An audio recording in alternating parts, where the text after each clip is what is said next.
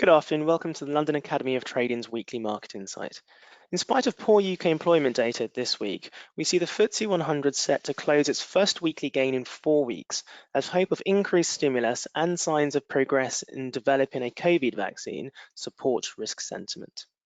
That sentiment wasn't reflected in gold. As we move into a 4-hour chart, we find ourselves entering a phase of consolidation post this bull rally from early June.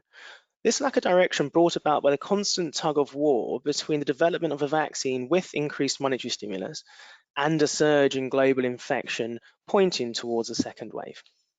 In stocks, we saw Netflix miss analyst expectations on earnings, prompting a brief sell-off, but the news of the week was that several high-profile Twitter accounts were hacked, resulting in its share price gapping down on yesterday's open. I just pop this into the hourly chart. Those losses were, however, made back through the day, as it was made clear that Twitter would be immediately increasing its online security and so restoring investor sentiment.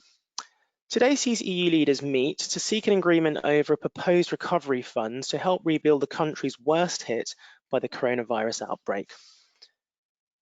In light of this, Eurodollar seems to have priced in this morning the strong possibility of a large sum being agreed upon before stalling at this 114.18 resistance level.